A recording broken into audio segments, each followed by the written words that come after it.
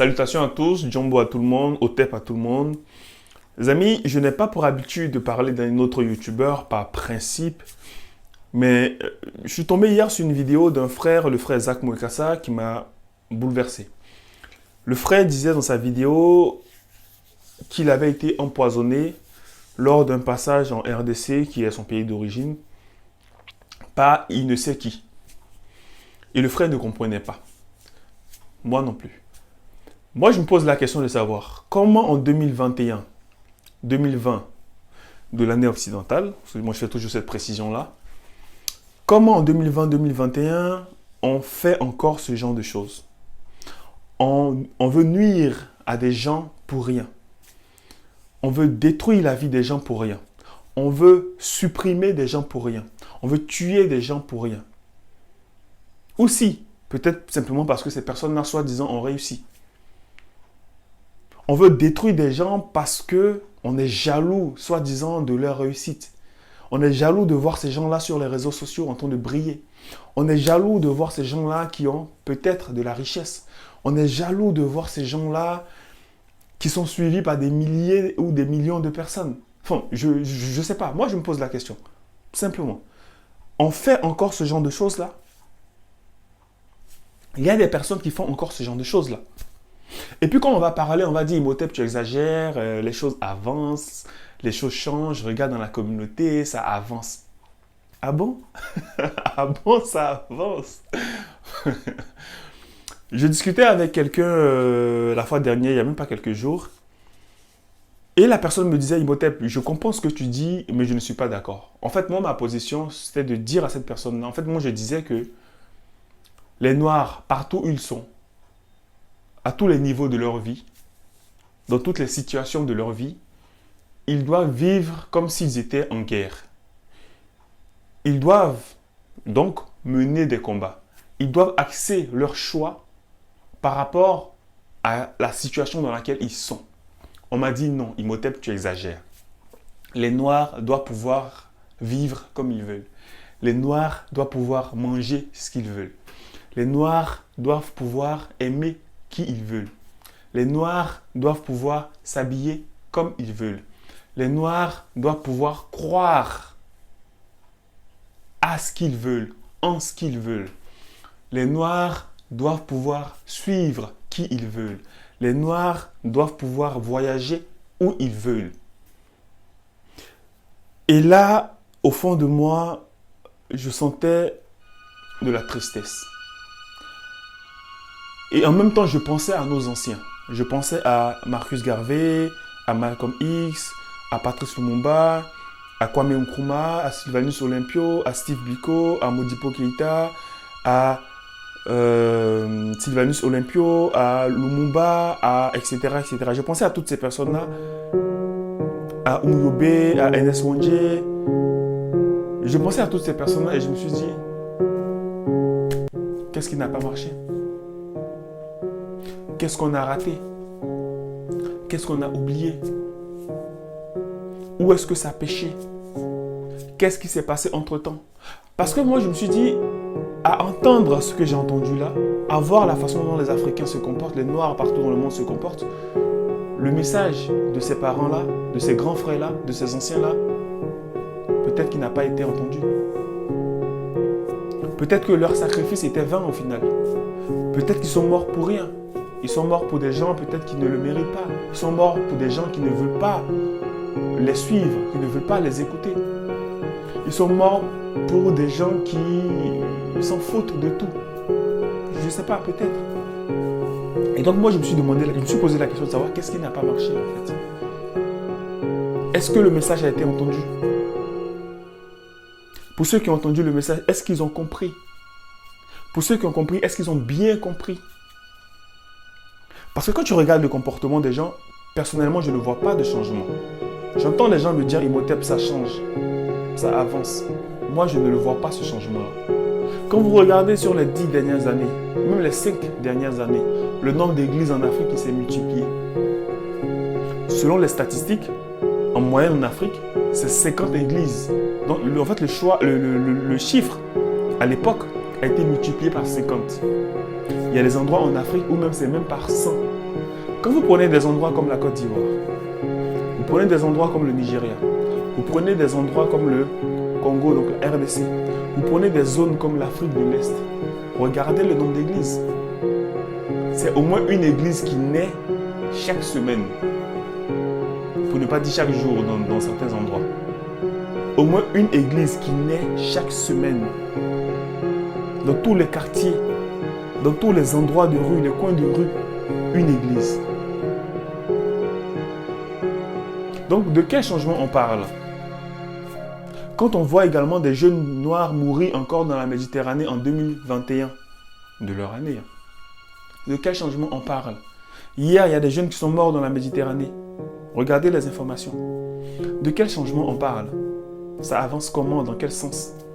Quand vous voyez le nombre d'entreprises étrangères, occidentales, qui se multiplient en Afrique, de quel changement on parle? Quand vous voyez des coups d'État en Afrique, là encore en 2021, notamment en Centrafrique, de quel changement on parle? Quand vous voyez l'état de certains pays africains, de quel changement on parle? Les choses se dégradent. Soit ça se dégrade, soit c'est pareil qu'à l'époque. Donc de quel changement on parle? De quelle avancée on parle? Très souvent, les gens ils confondent changement et évolution. Ce qui se passe dans la communauté, ce n'est pas un changement. Ne me faites pas croire que les choses ont changé dans la communauté. Non, les choses n'ont pas changé dans la communauté. Parce que la situation des Noirs est toujours la même. Dans le classement mondial, on est toujours parmi les derniers, sinon les derniers. Les plus pauvres, les derniers. Les médiocres, les derniers. En fait, on est les derniers partout, en fait. Donc, ça change comment? Ça change où? Non, peut-être qu'il y a une évolution. Peut-être qu'il y a une évolution. Mais quand moi, je regarde même là encore à ce niveau-là, je me dis que, on va me dire Imhotep est de mauvaise foi. Mais c'est la vérité. Peut-être qu'il y a une évolution, mais c'est dans le mauvais sens. Ce n'est pas dans notre sens. Parce que vous allez me dire, Imhotep, regarde, toi-même, tu es devenu kémite. Avant, tu n'étais pas comme ça. D'accord, ok. Mais regarde, il y a beaucoup de personnes qui sont devenues ceci. Avant, ils n'étaient pas comme ça. D'accord, ok. Ça fait un pas en avant. D'accord. Mais quand on regarde de l'autre côté, chez nos frères qui sont encore dans la distraction, qui sont encore dans la médiocrité, qui sont encore dans le divertissement, là-bas, c'est quoi? Moi, quand je regarde, je vois 3 pas en avant. Quand vous regardez des vidéos où on parle des choses inutiles, en fait, qui font 1 million de vues, en quelques heures, quelques minutes même. Et que vous regardez des vidéos où on parle de choses communautaires, des choses qui concernent l'évolution de la communauté, l'émancipation, la réussite, la solidarité, le panafricanisme, le kémitisme, 1000 vues, 2000 vues, 50 000 vues. 50 000 vues encore même, c'est rare. Ça, c'est vraiment rare en fait. Voilà. Donc, de quel changement on parle en fait? Bon, je ne sais pas, quand vous regardez les vidéos du professeur Gomez, c'est combien de vues? Donc de quoi on parle? Quand vous regardez des vidéos du professeur Omotunde, c'est combien de vues? Non, en fait, personnellement, je ne vois pas ce changement-là, en fait. Je suis désolé, je ne le vois pas. Cette évolution-là, je la vois, mais je la vois chez les autres. Je la vois chez les autres. Nous, chez nous, ça avance. C'est un pas en avant. Mais chez les autres, c'est 3 pas en avant. Donc quand je fais le ratio, on est encore en bas. On est encore en bas. Les gens ont lancé ce mouvement-là, ça fait maintenant plus de 30 ans. Regardez, on est encore en bas. La balance est comme ça.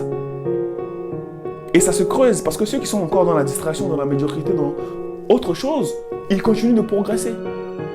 Nous, on évolue lentement. Eux, ils évoluent, mais vraiment. Donc, il n'y a pas de changement, les amis. Il n'y a pas de changement. Il y a une toute petite évolution, mais qui n'est pas en notre faveur. Voilà. Qui n'est pas poussée à notre niveau. Les gens vont me dire, Imhotep, mais attention, tu es un peu trop négatif. Regarde sur les réseaux sociaux, c'est les kémites un peu partout. C'est des gens qui disent Hotep un peu partout. C'est des gens qui ont une même façon de penser que nous. Les amis, non. En bon français, ça s'appelle vous êtes dans une case. On vous a mis dans une case. Et qui a fait ça? C'est les algorithmes des réseaux sociaux. Ils mettent en relation des personnes qui pensent de pareil. Ils mettent en relation les mêmes types de posts. Les posts que vous regardez, vous avez l'habitude de regarder. On va vous mettre ça toute la journée. Vous allez penser que ça évolue, mais non, vous êtes dans une bulle en fait. L'évolution se fait que dans votre esprit. Mais quand vous regardez à une échelle collective, non, c'est autre chose. Raison pour laquelle on a l'impression que les kémines panafricains sont dans un monde en fait. Essayez de sortir de ce monde-là. Regardez ce qui se fait dehors. Regardez. Que ce soit sur le continent ou dans la diaspora, regardez ce qui se fait dehors. Et vous allez voir que eux, de l'autre côté là-bas, nos frères sont encore de l'autre côté. Et là-bas, ça évolue beaucoup plus vite. Ça file, ça avance, ça accélère. Pendant que nous, on marche. On marche. Vous savez pourquoi on marche? Parce qu'on a adopté une mauvaise stratégie. La stratégie qu'on a adoptée, c'était de faire communauté. La stratégie qu'on a adoptée, c'était de dire on va parler à toute la communauté noire. On va faire changer les choses auprès de toute la communauté noire. On veut que toute la communauté noire bouge. Ça n'a pas fonctionné et ça ne fonctionnera jamais. Quand les gens sont dans une aliénation ou dans un conditionnement jusqu'à la moelle épinière, quand les gens même ils transmettent cela à leurs enfants, à la nouvelle génération. Parce que moi aujourd'hui, quand je regarde l'évolution, là, le changement c'est au niveau de la nouvelle génération qui sont dans le divertissement, qui sont dans autre chose, qui ne sont ni panafricains ni kémites. Donc quand je regarde les panafricains kémites, on est encore une minorité. On est même la minorité de la minorité de la minorité. Donc il n'y a pas de changement à ce niveau-là. Parce que derrière, la stratégie qu'on a adoptée, elle n'était pas bonne. Ce qui fait que c'est normal que les gens ne comprennent pas notre message. Quand vous partez dans un pays comme le Cameroun, où on vous dit hey, moi, votre histoire là, ça ne m'intéresse pas. Hein. Oui, je sais que la France ceci, oui, je sais que le français fait ceci, mais moi, ça ne m'intéresse pas. Moi, je cherche mon argent. Ouais, ça ne m'intéresse pas. Quand vous prenez un pays comme la Côte d'Ivoire, on vous dit hey, vos histoires de panafricains, de je ne sais pas quoi là, c'est pas ici. Hein. Nous, cherche à manger, cherche à réussir ta vie. Vous comprenez qu'il y a un problème. Donc, la stratégie n'est pas bonne. Moi, la solution pour moi, c'est de fonctionner avec une sous-communauté. C'est simple. C'est ma solution. On me dit, Imhotep, c'est quoi ta solution? Là, je vous présente ma solution. C'est ma solution. Il faut fonctionner avec une sous-communauté. Et là, je lance un message à ceux qui se disent panafricains kémites, à ceux qui veulent parler à la communauté, à ceux qui se disent leaders. Changez votre stratégie. Elle est mauvaise. L'ancienne, là, elle est mauvaise. Il faut faire sous-communauté. C'est-à-dire quoi? Il faut vous engager avec 10 personnes, avec 20 personnes, avec 30 personnes et faire des choses incroyables, des choses extraordinaires. Et vous allez voir vraiment l'impact. Vous allez voir vraiment le changement. Et donc nous, c'est ce qu'on a mis en place. D'accord? Moi, je pars du principe que c'est comme ça va fonctionner. Raison pour laquelle vous allez trouver un lien dans la barre de description parce qu'on est à la recherche de 100 personnes. Là, actuellement, il y a une trentaine de personnes qui sont en train de s'inscrire. C'est très bien. Nous, on va avancer avec un certain nombre de personnes. Sur le lien, vous allez découvrir Initiation au kémitisme. En fait, l'initiation, c'est juste une école. Ce n'est pas un truc ésotérique, c'est juste une école. Donc, dans cette école-là, on va bien évidemment vous parler de kémitisme, donc de valeurs ancestrales, de spiritualité ancestrale.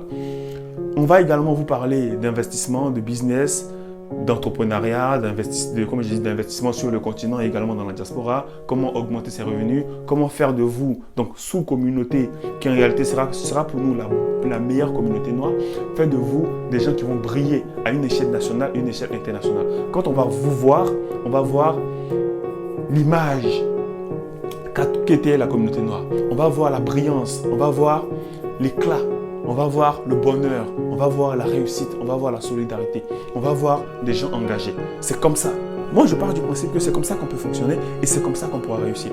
Donc, si vous vous sentez apte, si vous avez vraiment envie de vous battre pour la communauté, si vous avez vraiment envie d'agir pour la communauté, si vous avez vraiment envie, enfin, de faire bousculer les choses, si vous avez vraiment envie de tout déchirer, alors rejoignez-nous. Je vais vous laisser le lien dans la barre de description. N'hésitez pas à vous inscrire. Parce que ça sera vraiment sérieux. Et on veut des personnes sérieuses. Pas des gens qui viennent un jour, demain ils ne viennent pas. Des gens qui ne sont pas assidus. Non. Moi, je serai cash. S'il y a des gens qui veulent rigoler, s'il y a des gens qui ne sont pas concentrés, s'il y a des gens qui ne veulent pas faire des choses sérieusement, ces gens-là, on va les enlever. Ah, c'est tout. Non, parce qu'il faut du sérieux. Il faut du sérieux. Il faut de l'engagement sérieux. Il faut de la sévérité. Il faut de la droiture. Il faut de la sagesse. Il faut être vraiment engagé. Voilà. Donc si vous avez marre de voir le comportement, l'évolution assez négative de la communauté noire, si vous avez marre de faire partie des derniers du monde, alors rejoignez-nous, inscrivez-vous et puis vous allez voir derrière, on va vous contacter, on va vous mettre tous les liens à disposition, on va vous donner toutes les formalités justement pour pouvoir intégrer cette école-là qui va commencer normalement la semaine prochaine. Voilà. Donc la semaine prochaine, il y aura une pré-rentrée. La vraie rentrée va commencer début février. Et à partir de là, on va se bunkériser, on va se renfermer sur nous, on va apprendre, on va apprendre, on va apprendre, on va apprendre. On va se former, on va se former, on va se former. Et vous allez voir que sortir de cette école-là, au sortir de cette formation-là, il y aura des choses pratico-pratiques qui seront mises en place. On va mettre ça en place tous ensemble. On va faire un certain nombre d'actions tous ensemble. On va avancer tous ensemble. On va voyager tous ensemble. Il y aura plein de programmes comme ça. Voilà. Là, je ne vais pas tout dire parce que je sais que les gens, non, je ne vais pas tout dire. Venez découvrir. Et comme je dis, je veux des gens sérieux. Voilà. Si tu n'es pas sérieux, ce n'est pas la peine de venir. Continue de regarder des vidéos de Makoso. Continue de regarder des vidéos de Gédéon. Peut-être que là-bas, tu vas voler. Allez, ciao.